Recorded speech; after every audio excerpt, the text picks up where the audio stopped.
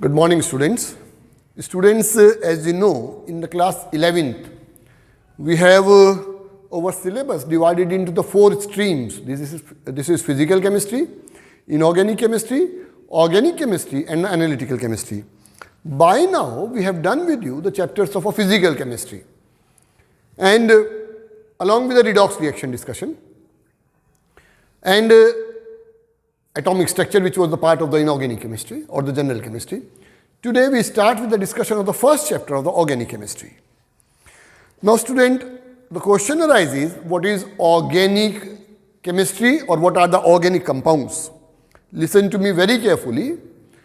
From the historical knowledge, if I speak, it was believed that organic compounds are those compounds which are obtained from the living substances. Am I clear? So from earlier studies, earlier it was believed that organic compounds are those compounds. Earlier it was believed that organic compounds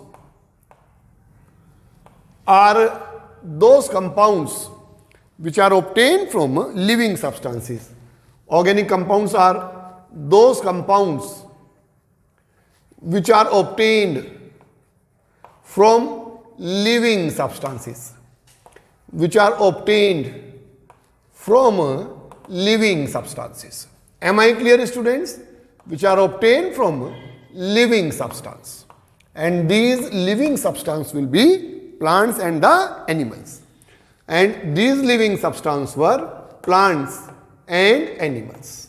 I think I shall be very clear. So all those compounds which were obtained from the living substances, that is the plants and animals, those were called as the organic compounds. And the branch of chemistry dealing with this study was called as the organic chemistry. Remember, this is the earlier view. This is earlier view. And the branch of chemistry. And branch of chemistry which deals with the study of organic compounds, which deals with the study of these compounds, with study of organic compounds, were called, which deals with the study of organic compounds, was called organic chemistry. Which deals with the study of organic compounds was called as organic chemistry. This is called as the organic chemistry. So what is organic chemistry? A branch of chemistry according to the earlier view which deals with the study of organic compounds was called as the organic chemistry. And what were the organic compounds? The compounds which are obtained from the living substance, that is the plants and the animals. Am I clear? Now this view was supported by the scientist called by the name of Berzelius.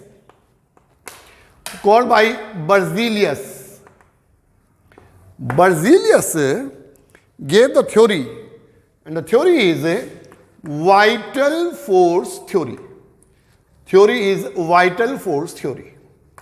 He supported this view by saying that organic compound cannot be synthesized in the laboratories due to the absence of a vital force. What does the vital force over here means? Vital force. It means life force. Fine. So this view was supported by Berzelius, who presented his view by saying that organic compound cannot be synthesized in the laboratories due to the absence of a vital force.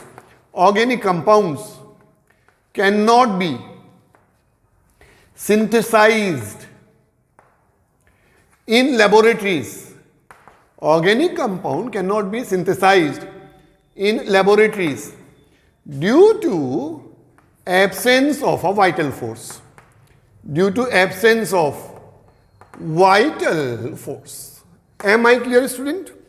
But this view suffered the first death blow in the year 1828 when the scientist Wohler prepared the first organic compound in the laboratory by heating ammonium cyanate.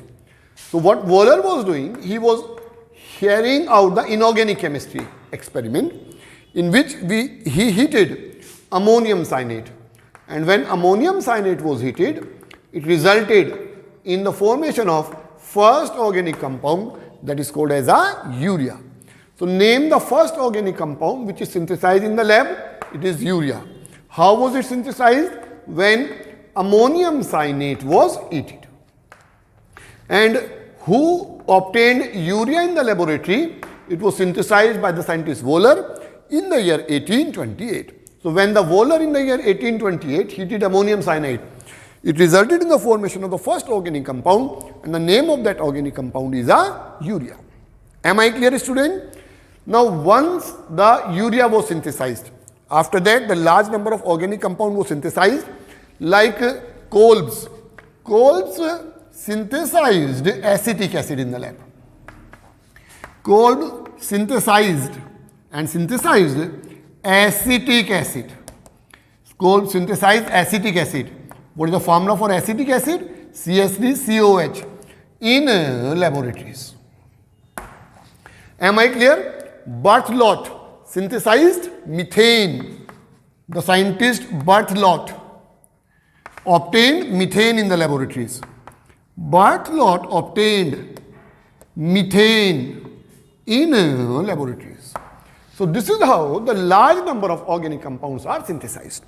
So earlier it was believed organic compound cannot be synthesized in the lab due to the absence of vital force, but this myth was broken by the discovery of a urea by the scientist Wöhler in the year 1828.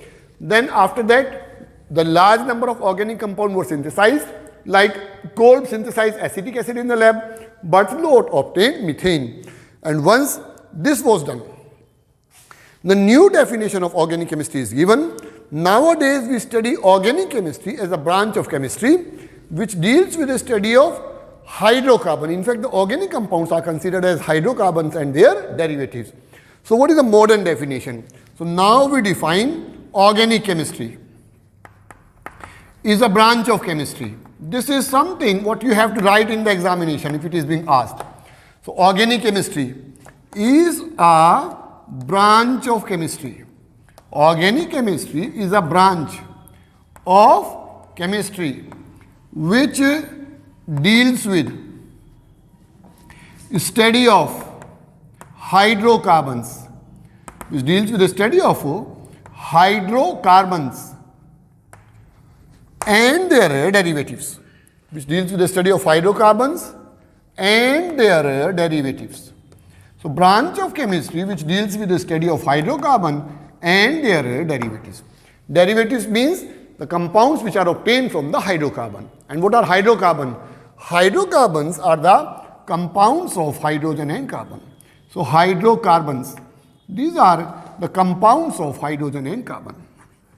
These are compounds of hydrogen and carbon.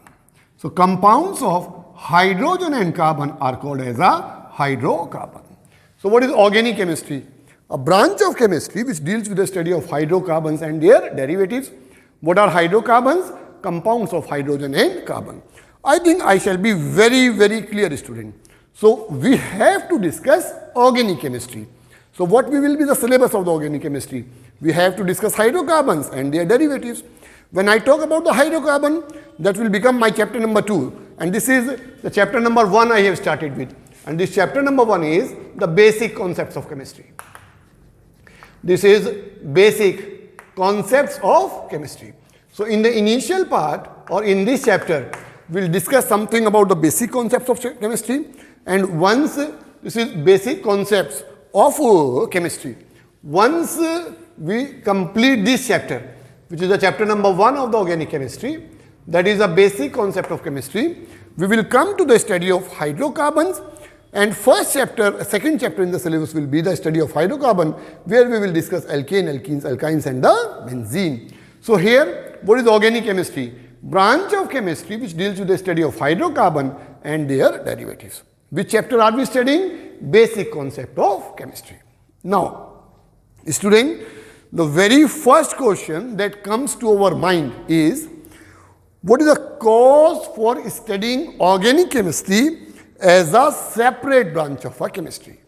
So, justification for separate study of organic chemistry. Justification for separate study of organic chemistry. Justification for separate study of organic chemistry. Justification for separate study of organic chemistry. Why do we study organic chemistry as a separate branch of chemistry? Or I must say, reason for the separate study of organic chemistry. The reasons are very clear. Organic compounds are very large in number. So what is the first reason? Is large number of organic compounds. First reason is large number of organic compounds. So first is the large number of organic compounds. And second is organic compound shows unique properties like isomerism and catenation. They shows unique properties like isomerism and catenation. They show the unique property like isomerism and catenation. Am I clear, students? So why do we study organic chemistry as a separate branch? Because of a large number of organic compound, and secondly, they show the unique property like isomerism and the catenation. Now we will study why organic compounds are large in number. Now the reasons for large number of organic compounds. Reasons for large number of organic compounds. Why organic compounds are large in number? The first reason is they shows catenation. First reason for the large number of organic compound is catenation. What is catenation? Self-linking tendency of one element with other is called as catenation. Self-linking tendency. Self-linking tendency of one element with other. Self-linking tendency of one element with other is called catenation. Is called catenation. Self-linking tendency of one element with other is called as catenation. Which element shows maximum catenation? Carbon. Why? Due to high bond strength and small atomic size. Carbon shows maximum catenation. Carbon shows maximum catenation. Carbon shows maximum catenation due to small atomic size. Due to small atomic size. You may make the notes, student. And high carbon-carbon bond strength. And high carbon-carbon bond strength. Small atomic size and high carbon-carbon bond strength. And high carbon-carbon bond strength. Students, the carbon atoms may join with each other in a straight chain. This is a linking of a carbon atom in a straight chain. They may join with each other in branch chain. This way. All the four valency of carbon is to be satisfied.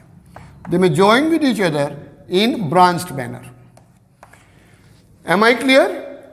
Whenever we write down organic compound, the four valency of carbon must be satisfied. This is 1, 2, 3, 4. 1, 2, 3, 4. They may join with each other in the straight chain. They may join each other in the branch chain. They may join with each other in the ring structure. They may join with each other in the ring form. Am I clear, student? Which account for the large number of organic compound. So they show catenation by joining in the straight chain, branch chain, or in the ring structure. And second reason is their tendency to combine with a known metal. Their tendency to combine with known metals. Their tendency to combine with known metals. Like this carbon may combine with halogen. When it combines with halogen, this will become a halogen containing compound, which will be the chapter number 1 in the class 12. this carbon may combine with oxygen, and that will become the study of oxygen containing compound. The carbon may combine with nitrogen, and this may become the study of nitrogen containing compound. Here the 4 valency are not satisfied. I have intentionally not written over here like that, because we will be discussing this in detail, how to satisfy the valency of the organic compound. And then third reason will be isomerism. Third reason over here will be isomerism. What is isomerism? Isomerism is a phenomenon in which the compounds have the same molecular formula but different properties. So isomerism, a phenomenon in which the compound have, it is a phenomenon in which compounds have same molecular formula. Compounds have same molecular formula. So phenomenon in which the compound has same molecular formula but different properties. But different properties are called as isomers. Fine. Phenomenon in which the compounds have same molecular formula but different properties are called as isomerism. And that compound are called as isomers. In the isomerism, the same compound may exist in the different form. Like you look at this one, CH3 and then CH2 and then CH2, and this is CH3. This compound over here is normal butane.